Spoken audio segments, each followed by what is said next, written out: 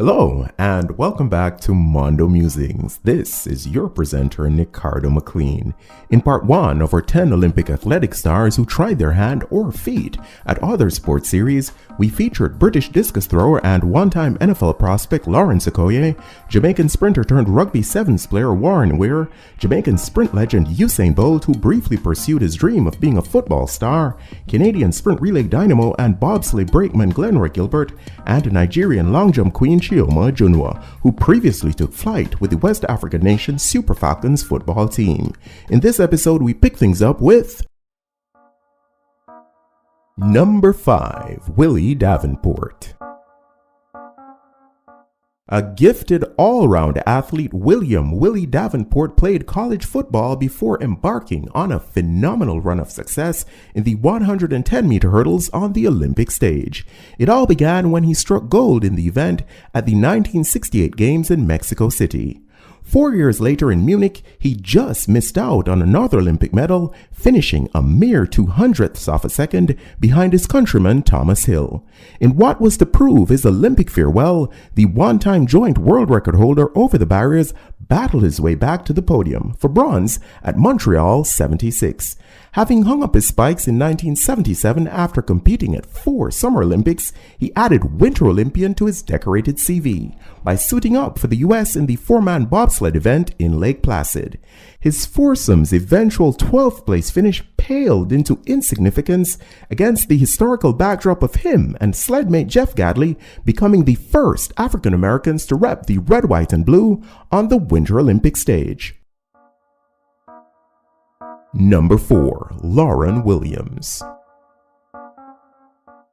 Armed with an electric first 40 that routinely discombobulated opponents, America's Lauren Williams was a formidable foe to all and sundry in the women's 100 meters from the mid-2000s through to the end of the decade.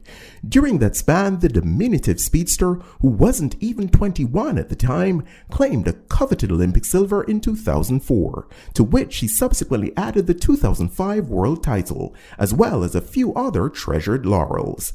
By the end of the decade, though, the plucky Pennsylvanian was starting to struggle to keep pace with those at the very head of the women's sprint pack. So, when the chance to team with decorated driver Ilana Mears in the 2-woman bobsleigh event at the 2014 Winter Olympics knocked, Williams opened the door and invited it in. The pair's resulting silver gave the ex-University of Miami rep membership in an ultra-exclusive club of athletes who won medals at both the Summer and Winter Olympics. Number 3, Jim Thorpe. Born James, but more commonly known by his nickname Jim, Thorpe is widely acclaimed as one of the greatest all-round athletes of the first half of the 20th century. But his is a story marked by about as much tragedy as triumph. He'd barely had the chance to bask in the golden afterglow of his incredible double in the grueling pentathlon and decathlon events at the 1912 Stockholm Olympics before being stripped of both medals due to an alleged violation of the International Olympic Committee's strict amateurism rules. It wasn't until January 1982, almost 30 years following his death, that his original competition results and gold medals were restored. Among the many things that fell between this rescindment and landmark restoration were professional careers as an outfielder in Major League Baseball (MLB) and tailback in the National Football League (NFL), which eventually led to his enshrinement in the Pro Football Hall of Fame in 1963. Number 2, Bob Hayes. If you lend a listening ear to some track and field old-timers, they'll probably tell you that there's yet not been a man to walk the face of this earth faster than 1964 Olympic 100-meter champ Robert Lee Hayes. That, of course, is highly debatable. What is beyond question, though, is that the human projectile, universally known as Bullet Bob, was really, really fast. Following a switch from sprint spikes to cleats, Hayes enjoyed a decorated second career as a star wide receiver for the Dallas Cowboys, one of the NFL's most famous franchises.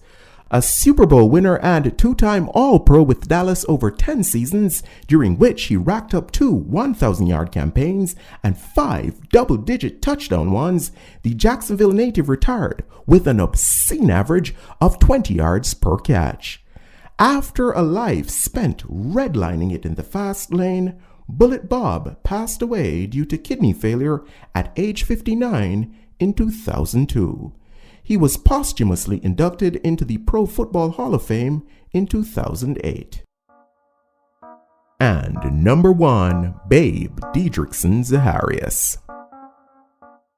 Accomplished in a multiplicity of sports, Mildred Dedrickson, eventually widely known as Babe Dedrickson Zaharias, shot to global stardom following her exploits at the 1932 Los Angeles Olympics. Competing at the Los Angeles Memorial Coliseum, she stormed to first in the 80-meter hurdles in world record time, claimed another gold in the javelin with an Olympic record mark, and equaled the then highest height ever in the high jump before ultimately settling for silver on a technicality.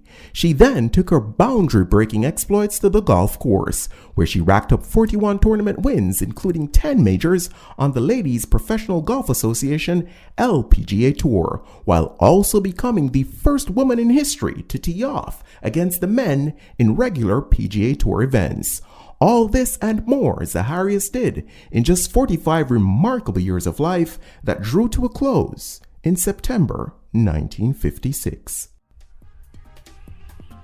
So that's it for this installment of Top 10 of the Weekend.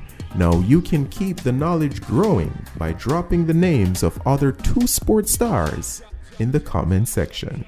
Thanks as always for watching. Until next time, Godspeed.